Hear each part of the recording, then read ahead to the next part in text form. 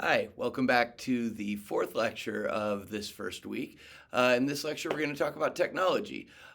Basically, what we're going to do in this lecture is I'm going to define technology for you, to demonstrate that it is part of society, which I know kind of goes without saying, but it's always good to have this put in the context of the bigger picture that we're talking about. And then I'm going to talk about three themes for the entire course. These are themes that we'll be coming back to over and over again, and that I consider to be important both in terms of your learning just the material in the course, but also in terms of what you're going to take away from the course. But we'll get there in a second. Okay.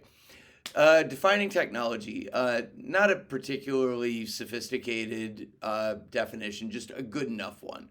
Technology is a thing people make in order to help them accomplish some goal. For example, you think about the technology, when I say technology, that almost always comes to people's mind is a cell phone. Although we're going to talk about all kinds of either much more low tech technologies, things like beds and pillows when we talk about sleep. But a cell phone is sort of like the quintessential example right now. A phone is a thing that helps us accomplish a couple of goals, really. The main ones are communication. I can, communicate with my mom who lives in Minnesota, um, and also because of smartphones and their access to the internet. To Phones are often used to accomplish the goal of gaining knowledge. So, technology, a thing that people make that helps them accomplish a goal. Uh, that's it for the definition. Technology is a part of society. So, we talked last time about society and how it turns us streams of feeling, thought, and action into patterns of feeling, thought, and action. That's what society does. It takes individuals and turns us into patterns. And we can see this in cell phones in really uncomfortable ways. Um, Cell phones turn us, obviously, into patterns of action. If you ever, step into a classroom now, I'm going to pull one of those back in my day, but back in my day, we didn't have cell phones. It was the 20th century. So you walked into class, and it wasn't like everybody was all, hanging out with each other, but there were usually small conversations. Nowadays, people walk into a classroom, they pull out their phones, and they're doing whatever they're doing on their phone. But that pattern of action is what's interesting and what demonstrates that cell phones and other technologies turn us into into patterns of action. Um, what is important also to notice about that is most people aren't necessarily thrilled with this behavior. When I have students write me reflections about and they choose to write reflections about cell phones and how often they use them, most people will talk about the fact that when they're in a situation that feels a little bit socially awkward, they'll pull out their phone and it's like putting on armor. It protects them from having to feel awkward because suddenly they're occupied, and it communicates to other people that that they are busy in some way. That discomfort, though, is interesting, and this kind of foreshadows a place that we'll go later. There is a little bit of discomfort with the idea that people would shield themselves from a normal's not the right word, from a more natural human interaction. Oftentimes we are interacting with people on phones, but we've got people right there in front of us. And because it's a little bit awkward, which it is, I'm not going to make it seem like I don't do this too, we will hide behind our phones rather than engage a person in what could be a fulfilling connected interaction. Okay, so that's anyway, cell phones turning us into patterns of action. It also turns us into patterns of thought. Most people nowadays think that communicating via text, whether it's a direct text or snapping somebody or whatever, is a is sort of the go-to way of communicating, that you don't pick up your phone and call somebody, that you communicate in like actual text. That's not good or bad. It's just interesting. We have been turned, and again, like I don't want to make it seem like I'm above this. Like I would much rather, unless it is a family member, I would much rather text somebody than talk with them on the phone. That's a preference that I have, a thought that I have in my mind. I will text them rather than call them. That's not natural or inevitable. That is a change in me that this technology has created. And the fact that it is a change in me and millions of other people is indicative of the fact that we are being turned into a pattern by this piece of technology, a pattern of behavior, which we talked about, avoiding awkward situations, but also a pattern of thought, a preference of how we're going to communicate with people. And third, the stream of feeling being turned into a pattern of feeling. So we tend to, I think, a lot of us tend to feel a little bit of anxiety or frustration if we message somebody and they don't message us back in the amount of time that we think that they ought to, which is shrinking. Like we tend to think if we send somebody a message, they should be getting back to us relatively quickly. That and that's a thought, but there's a feeling that goes with it, that feeling of frustration, or if it's my family and they don't get back to me, there's this anxiety about why didn't that happen? Or this sense that if I didn't hear back from somebody within an hour or whatever, that they're ghosting me. And then there's also the excitement of something comes up on social media and you hear the ping, or you're scrolling and you see something interesting, and that feeling of excitement while you are sitting there with a thing in your hand, that's again us being turned into a pattern of feeling in this case. Okay, so this is all under number one, technology as a part of society. Technology as a part of this machine that turns us into patterns of feelings, thoughts, and behaviors.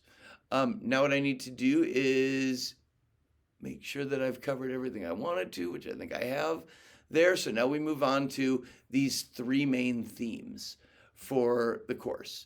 And these are a little bit philosophical. And I think they are things that you're going to want to have kind of prominently in your mind whenever you come back to the course. I will be reminding you of these in, every week, but it's important for you to start thinking in these terms as well. What we want to think about is theme one. Incorporating any technology into your life, cell phones, for example, always involves trade-offs. I don't want us in this course to be thinking technology bad, go back to hunter-gatherer times when everything was simple. Hunter-gatherers, on average, I think were happier than we are, which is a thing that we will come back to talking about. But that doesn't mean that every technology is bad. That's not the direction that this course is going to go. But you incorporate a new piece of technology into your life, you gain something, but you also give something up for that gain. That idea of a trade-off is going to be really important. It's not something that Americans usually think about. We think, oh, there's this cool new thing and I'm going to get benefits from bringing this into my life. Probably, but not exclusively. There's also going to be something that you give up. It is a benefit to me to be able to contact my wife and my kids whenever I want to be able to. But it also means that I give up those moments when I could have a, at first awkward, but potentially interesting conversation with somebody that I don't know. That's a trade-off that happens. Okay, so theme number one, incorporating technology into our lives involves trade-offs. We gain something, but we give something up. Two, and this one is super uncomfortable, technology changes us. I don't love this because you're born into, and as I was born into, an environment that already had technology. I will never know what the person, and it's not necessarily that everything is bad about this, but the technology that we are born into creates a specific type of person. Marshall McLuhan is a Canadian philosopher who wrote in the mid to late 20th century. He was really interested in TV, and he made the argument that people who grow up in the age of TV are a different type of person than people who grew up in the pre-TV times. And again, by type of person, let's think about streams of action, streams of feeling, streams of thinking. He made the argument, as did one of his successors, a guy named Neil Postman, made the argument that people in the age of TV expect to be entertained in a way that people before the age of TV didn't necessarily. People in the age of TV expected problems to have simple solutions because TV shows, especially at that time, it's gotten a little bit different as TV's become more of an art form. But TV in the mid to late 20th century, problems were solved in 30 minutes or an hour, or sometimes, and when you're talking about commercials, in 30 seconds. And I think we can see, I mean, if you think about yourself, you think about the people that you know, there tends to be a discomfort with having a problem that you can't figure out the answer to. There's like this sense that if I only think about it the right way, there's an answer. I'm just not looking at the problem the right way. Marshall McLuhan said, not necessarily. You just think that way because of, in his case, TV, in our case, TV plus the internet, because you have been turned into a person who thinks in those terms. So let me just make sure I'm getting all of this. Yeah. The technology that we have changes us as people. We are a specific type of person because of the technological environment that we live in.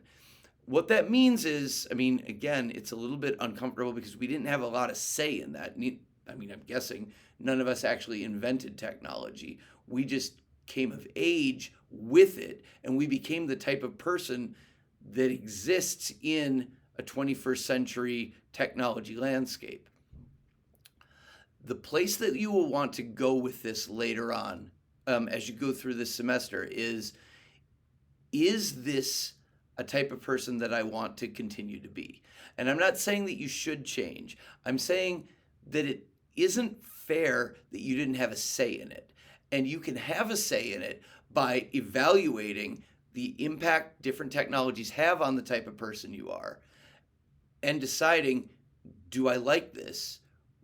What would it be like if I didn't have it? Maybe I want to try that for a little while and just see if it leads to more happiness and fulfillment. Okay, so first one, technology involves trade-offs. Second one, technology changes us. We are in some ways made into the type of people we are by the technology that we have. Third, and kind of depressingly, because I just talked to you about the fact that you can kind of create the type of person that you want to be, even if we don't adopt a technology, or if we decide, forget it, I'm done with this. You decide tomorrow, I'm getting rid of my cell phone. Fine, and it will have some impact on the type of person you are. But if everybody else is still using a cell phone all the time, you still have to live in that environment. So you walk into class the next time after you've gotten rid of your phone. It's not like you're just going to be able to have a conversation with these other people because you still live in this technological environment where everybody else has it. So our lives are still affected by technology, even technology that we don't make use of ourselves.